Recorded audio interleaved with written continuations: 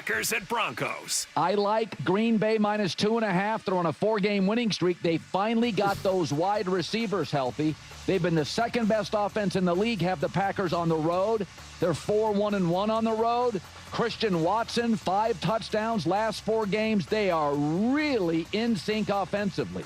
The Broncos are a bit overvalued because they've had the second easiest schedule in the league. They have trailed Denver in 12 of 13 games, and Denver plays close. 5 straight one-score games. Jordan Love on the road this year. I like him in this spot. Denver may have the better defense, but I'm not even sure about that. I'm going to take Green Bay minus the points to win and cover 28-24. All right, let's get into it. I am incredibly excited for this matchup. Honestly, it's starting to give me a bit of anxiety because the season is winding down, and that's precisely what makes these late-season, high-stakes games so compelling. There's always an inherent risk when you get these kinds of marquee matchups. You can never be entirely sure how good each team truly is. The NFL schedule makers likely envisioned games like Commanders-Eagles being for the #1 seed, a true box office draw. Sometimes that materializes, and sometimes it doesn't quite reach those heights. This game, however, is undeniably box office. If it had occurred earlier in the season, we'd be using it primarily as a diagnostic tool. Who are these teams? Is Micah Parsons fully integrated in Green Bay? Is Bo Nix showing tangible growth? We'd be in pure evaluation mode. The risk with late-season games, of course, is injuries. Who's healthy? Who's banged up? The status of key players like Courtland Sutton or Micah, or whether Jordan Love is dealing with any lingering issues. Availability is paramount. But right now, both of these teams have a tremendous opportunity to solidify their identities. As I've emphasized in previous discussions about the Denver Broncos, I believe all the lingering questions surrounding this squad will be answered in this contest. Regarding Bo Nix specifically, the central inquiry is whether the growth we've witnessed over the last 4 to 5 weeks is authentic and sustainable. Is this progress now rooted? Has his baseline performance, his floor, permanently elevated? This, to me, is the most critical aspect of a young quarterback's development. We often focus on spectacular throws and ceiling-raising plays, and we've certainly seen those from Nix recently, especially in games like the one against the Chiefs. But sustainable success is more about raising that floor. It's about performance during those uncomfortable, momentum-shifting moments in a game. Picture this. It's 3rd and 7, your offense has stalled, the opposing defense is buzzing, and the other team just scored. There's a palpable angst, a fear of a quick 3 and out, a punt from your own 20, and surrendering prime field position. With 4 minutes left in the half, you're staring down the possibility of going into the locker room down 10-0 or 14-3. In those moments, it's not about a spectacular 4th down heave into the end zone. It's about elevating the floor. Can you orchestrate a sustained drive?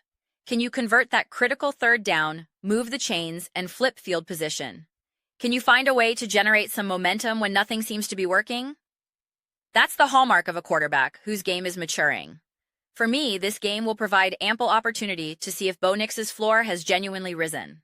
While my focus will naturally be on Nix, as the second-year quarterback who ultimately dictates this team's ceiling, the assessment extends to the entire Broncos offense and team ethos.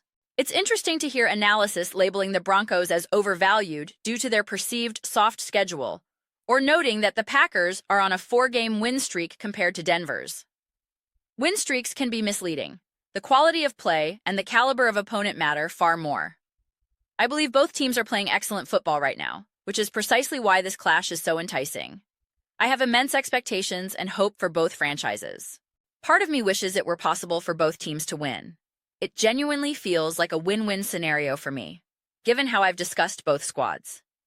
I consider them to be 2 formidable teams on a collision course.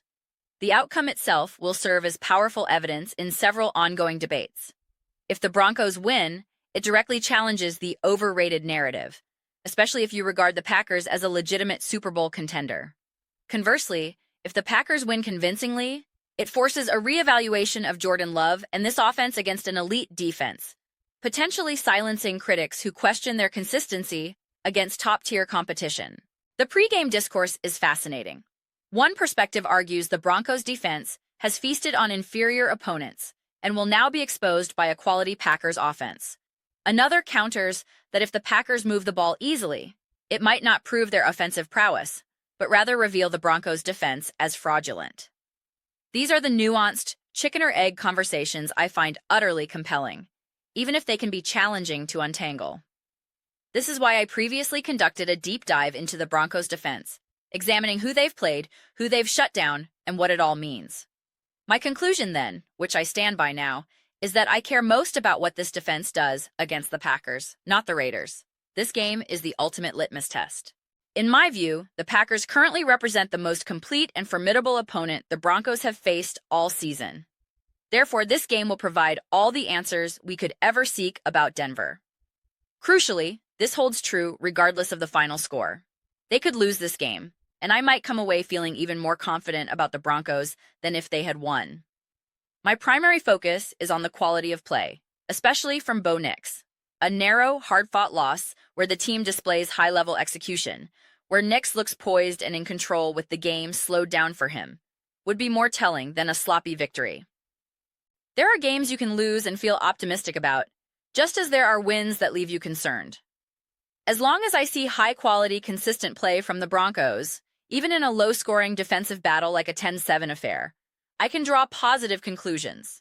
The key for me is to see if the shift I believe I witnessed in Bo Nix a few weeks ago, a settling, a maturation, is now his established baseline. If he and head coach Sean Payton have successfully simplified and solidified the offensive operation, and that continues against this caliber of opponent, then Broncos fans should feel elated, win or lose.